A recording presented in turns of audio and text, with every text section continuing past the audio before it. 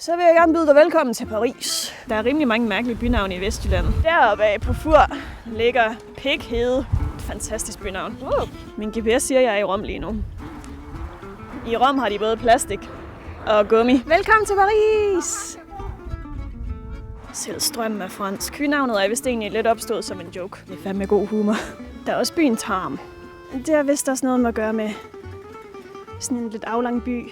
Så er vi kommet til Lemvig. Utrolig mange byer her i Vestjylland hedder noget med lem. Det er en blanding af gamle ord for gravhøj og for hjem. Og det bliver jo bare til lem. Det har ikke noget med dine kønsdele at gøre. Og så er der byen Hjørring. Jeg kan ikke engang sige det. Det staves sådan her. Hjørring. Prøv lige at sige det. Oui, oui. Forestil dig at være på en date, hvor den ene siger, jamen jeg er fra Tørring.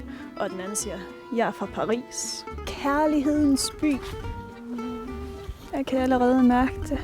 Jeg kunne virkelig blive ved med at nævne de her mærkelige bynavne. Men kan du måske hjælpe mig? Kender du endnu flere navne på byer og steder, som er meget mærkelige?